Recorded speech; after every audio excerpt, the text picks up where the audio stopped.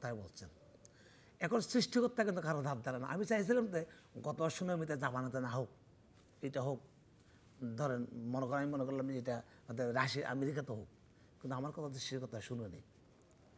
ধর্ম সৃষ্টিকর্তা কারো কথা শুনেন। আপনি দেখেন যদি সমুদ্রের পাড়ে যান, আপনি আপনার বাবা, আপনি আপনার ছেলে, আপনার নাতি নিয়ে যান, সমুদ্রের দিকে থাকান, একটু বলতে পারবেন যে এই সমুদ্র বহুদিনের পুরাতন। এ কক্সবাজার শোক হতে গেলে বলে নতুন। যদি পাহাড়ের দিকে তাকান বলে নতুন। সূর্য দেখলে প্রতিদিন নতুন, চন্দ্র নতুন, পুরাতন কিছু দেখা যায় না। অর্থাৎ মানুষ আজকে আছে কালকে চলে যায়। আমরা এসেছি চলে যাব। বুদ্ধদেব চিন্তা করতেন কোনটা, আমরা কিন্তু থাকবো না, কেউ চলে যাব। বুদ্ধদেব বলছেন যে কি, আপনি যে পৃথিবীতে এসেছেন এটা ঠিক আছে, যেভাবে এসেছেন, কিন্তু আপনি যে চলে যাবেন এটাও ঠিক আছে, কিন্তু কখন যাবেন, কীভাবে যাবেন, এটা তো সার্টিফিকেট দেওয়া হয়নি। তাহলে এই সার্টিফিকেট যখন দেওয়া হয়নি, তাহলে আপনাকে এই পৃথিবীতে চলতে একটু হিসাব করে চলতে হবে। কী হিসাব করবেন? এই জরা, এই দেহ আপনার নয়, কালকে কিডনি চলে গেলে কী করবেন, কালকে লিভার গেলে কী করবেন, কালকে হার্ট গেলে কী করবেন। আমাদের এখানে কিছু করার আমাদের নেই। আমাদের একটা করার আছে, ভালোবাসার কথা। এই জন্য বুদ্ধদেব বলছেন ভালোবাসো মানুষকে, যতদিন যত পারো ভালোবাসো। ভালোবাসার কোনো ডিসিশন নেই, ভালোবাসার কোনো জাত নেই, ভালোবাসা কারো কোনো অবজ্ঞা করে না। আজকে মানুষের মধ্যে ভালোবাসা, চেতনা এবং জ্ঞান, এগুলো কোনো জাতের উপর নির্ভর করে না, এগুলো কোনো বংশের উপর নির্ভর করে না, এগুলো কোনো ধর্মের উপর নির্ভর করে না। এগুলো হলো একটা মানবতার উপর। আজকে এই বৌদ্ধ পূর্ণিমা যেহেতু প্রস্ফুটিত হয়েছে, সেদিন বৌদ্ধদেব সাধনা করে লাভ করেছেন, এই সাধনার ফল কিন্তু আমরা সবাই ভোগ করতেছি, শুধু বৌদ্ধরাই ভোগ করে নেয়। বৌদ্ধ মানই মনে করছেন, বোধ শব্দটা তো উদয় হওয়া। যারা জ্ঞানী হয়েছেন, যাদের বিবেক লাভ করেছেন, তারা হচ্ছে বৌদ্ধ। অ্যাকচুয়ালি একটু নাম করা দিয়ে কোনো নাম দিয়ে কোনো বৌদ্ধ হওয়া যায় না। যেমন ধরেন ব্রাহ্মণ, ব্রহ্ম জনাতে ব্রাহ্মণ, আমরা ব্রাহ্মণ দাবি করি কিন্তু দাবি করতে পারি না। বলছে জন্মানাং যায়তে শূদ্রে সংস্কারৈব দ্বিজ উচ্চতে বেদ পাতে পাত্র ব্রহ্ম জনাতে ব্রাহ্মণং। যিনি উপরকে জানেন ব্রাহ্মণ। আমি আর কথা বলে আমার কথা শেষ করব। আমি ইসলাম ধর্মতে দেখলাম, ইসলাম ধর্ম বলছেন যে প্রথমে এই কথা হচ্ছে তোমাকে আগে বিশ্বাসী হতে হবে, ইমান আসতে হবে। ইমান না থাকলে আপনি কখনো, যার যত ইমানের জোর বেশি, তিনি এত বেশি আল্লাহর প্রিয় হবেন এবং রসুলের উম্মত হবেন, এবং তিনি ইসলামকে যারা বিশ্বাস করবেন, শ্রদ্ধা করবেন, আগে বিশ্বাসটা থাকতে হবে। আমি খ্রিস্টান ধর্মতে দিয়ে দেখি, বলছে তুমি তোমার ভিতর যে প্রেম প্রীতি ভালোবাসা রয়েছে, তুমি যেভাবে তুমি নিজেকে যেভাবে মনে করো, তোমাকে গালে দিলে তুমি যেভাবে দুঃখ পাবে, তোমাকে একটা ভালো কথা বলে তুমি যেভাবে আনন্দ পাবে, ঠিক তেমনিভাবে তুমি অপরকেও ঠিক তেমনি সেভাবে মনে করবে। তার ব্যতিক্রম হলে কিন্তু হলো না। যীশুখ্রিস্ট বলছেন যে ওষ্ঠের অর্থাৎ সুশীর ছিদ্র দিয়ে ওষ্ঠের গমনাগমন হতে পারে, এটা বিশ্বাস করবে, কিন্তু ধনী লোক কখনো স্বর্গে যেতে পারবে না, এটা যীশুখ্রিস্ট বলেছেন। যাক, আমি কথা তো অন্যদিকে যাচ্ছি, আমি ভালোবাসার কথা বলছি। আমি যখন বৌদ্ধ ধর্মে যাই, একা দেখা গেল যে অহিংসা পরমধর্ম। অহিংসা পরমধর্মটা হচ্ছে কেন? বৌদ্ধদেবের প্রথম হচ্ছে, এগুলো অনেক ইতিহাস আছে যদিও, আজকে থেকে 2554 বছর আগে বৌদ্ধ ধর্মের সৃষ্টি হয়েছে। তার আগে সনাতন ধর্ম ছিল। সনাতন ধর্মের একটা নীতি হলো সত্যকে জানা। আমাদের বেদে আছে সত্যং পরমং ধীমহি, তুমি সত্যকে জানো, সত্যের জন্য সংগ্রাম করো, সত্যকে পাওয়ার জন্য তুমি যা ইচ্ছা তা করো, কিন্তু সত্য তোমাকে আবিষ্কার করতেই হবে। সেই হলো সনাতন ধর্মের বাণী। বৌদ্ধের বাণী হলো যে মৈত্রী স্থাপন করো, হিংসাকে তুমি দূরীভূত করো, এবং এমন একটা সময় ছিল, কঠিন সময়, কঠিন ব্রাহ্মণ্যবাদের সময়, সে সময় হিংসা, বিদ্বেষ, হত্যা, লুণ্ঠন, নানা রকম অপসংস্কৃতির সময়, সে সময় বৌদ্ধ এসেছিলেন বলে এই মূর্তি স্থাপন করতে পেরেছিলেন, না হলে অত অন্য কিছু হতো। যেমন এক সময় ইসলামে বলে জাহালিয়া যুগ ছিল, যদি রসুল সাল্লাহ সাল্লাম না আসতেন তাহলে অত সেটা থেকে যেত, এটা তার ওনার অবদান। যীশুখ্রিস্ট এসে এটা প্রমাণ করে দিয়েছেন যে তাকে ক্রুশবিদ্ধ করা হয়েছিল, যে ঈশ্বর যারা আমাকে ক্রুশবিদ্ধ করছেন, অত তারা জানে না আমি কে, কিন্তু তারা তাদের কল্যাণ চায়। যাক, আমি যে কথা বলতে চাচ্ছি, আপনি যদি একজন মানুষ হন, আপনার যদি একটা মানবতা থাকে, আপনি একজন মানুষকে ঠান্ডা মেজাজে সুপরিকল্পিতভাবে কীভাবে হত্যা করতে পারেন, একটা মানুষ কীভাবে বড় কথা বলতে পারেন, এই বিবেকটা আপনাকে আনতে হবে। যদি এই বিবেক যদি আপনি আনতে না পারেন, তাহলে আমাদের ধর্ম, আমাদের চিন্তা চেতনা সবগুলো বিফলে চলে যাবে। এটা হচ্ছে আমার কথা। শুভেচ্ছা, ধন্যবাদ। শুনবো আপনার কথা আরও। মিস্টার দিলীপ বড়ুয়া বা ডক্টর প্রণব কুমার বড়ুয়া বলছিলেন যে বাংলাদেশ হচ্ছে একটি ইউনিক কমিউনাল হারমোনি আছে এরকম একটা দেশ। তো আপনি একজন রাজনীতিক হিসেবে কি মনে হয় আপনার কাছে? কারণ এই ধর্মীয় বিষয় আশয় নিয়ে বাংলাদেশে অনেক কথাবার্তা হয়, অনেক তর্ক বিতর্ক হয়, এবং এই জায়গাটাতে যে বৌদ্ধ ধর্মের যে মূল কথা যে শান্তি,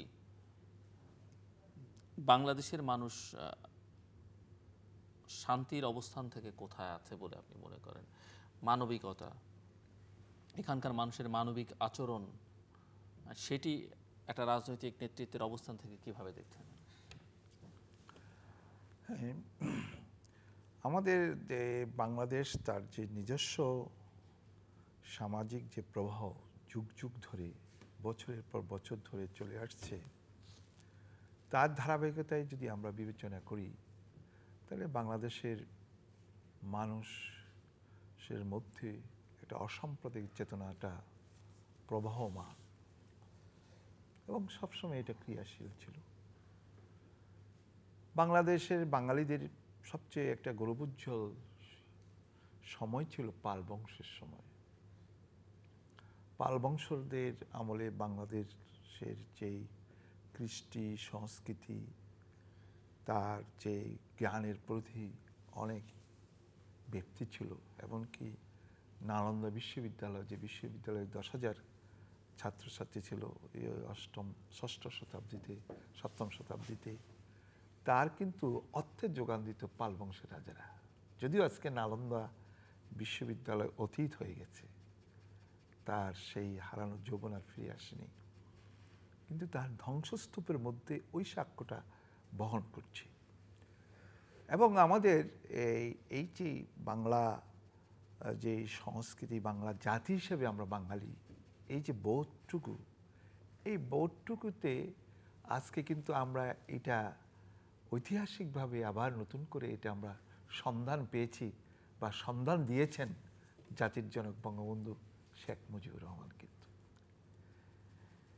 আজকে ওনার নেতৃত্বে 1971 সালে যে মুক্তিযুদ্ধ হয়েছিল, সেই মুক্তিযুদ্ধের চেতনাই ছিল কিন্তু অসাম্প্রদায়িক চেতনা, এবং গণতন্ত্র বা জাতীয়তাবাদ বা সমাজতন্ত্র, ওইখানে কিন্তু মানুষের মনুষ্যত্ববোধটা ছিল, তার সম্মান দেওয়া, মানবিক গুণাবলীকে শ্রদ্ধার চোখে দেখা, তাকে কগনিজেন্সে নেওয়া, স্বীকৃতি দেওয়া, এই চেতনাটাই কিন্তু মুক্তিযুদ্ধের মূল বিষয়বস্তু ছিল। এই চেতনাকে আমরা যদি আজকে ধারাবাহিকভাবে লালন করতে পারতাম, তাহলে বাংলাদেশের কিন্তু সমৃদ্ধি অনেক অনেক বেশি হতো। কিন্তু বঙ্গবন্ধুকে হত্যার মধ্য দিয়ে যেই রাজনীতির ধারা সূচিত হয়েছিল, সেই রাজনীতির ধারার মধ্য দিয়ে বাঙালি সমাজের যে বিকাশ, সেই বিকাশটা অনেকটা রুদ্ধ হয়েছে। আজকে কিন্তু আবার আমাদের নতুন প্রজন্মে বাঙালি জাতিসত্তার বিকাশমান অবস্থাতে আমরা কিন্তু আবার একবার স্বপ্ন দেখছি।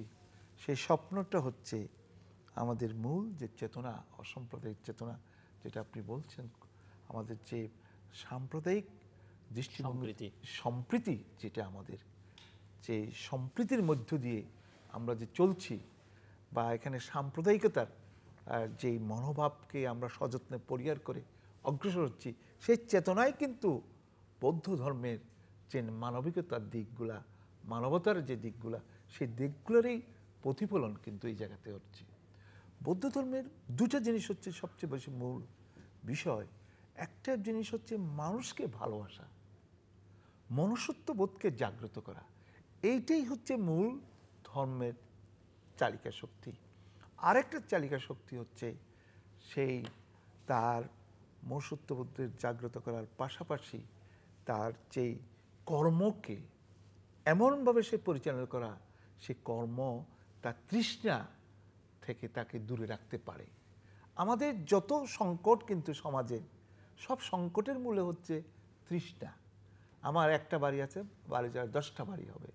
আমার 2 বিঘা সম্পত্তি আছে, 2 বিঘার জায়গাতে আমার 10 বিঘা সম্পত্তি হবে। আমার 1 কোটি টাকা আছে, তার 10 কোটি টাকা হবে। এই যে আমার, এটাকে বলা হয় কিন্তু বৌদ্ধ দর্শন অনুসারে মিথ্যা দৃষ্টি। এই মিথ্যা দৃষ্টির প্রতি আমরা যত বেশি আকৃষ্ট হচ্ছি, সেই আকৃষ্ট হওয়ার ফলশ্রুতিতে যে সোশ্যাল হারমোনি অথবা পারিবারিক হারমোনি যেটা আছে, সম্প্রীতি, সেটা কিন্তু বিনষ্ট হয়।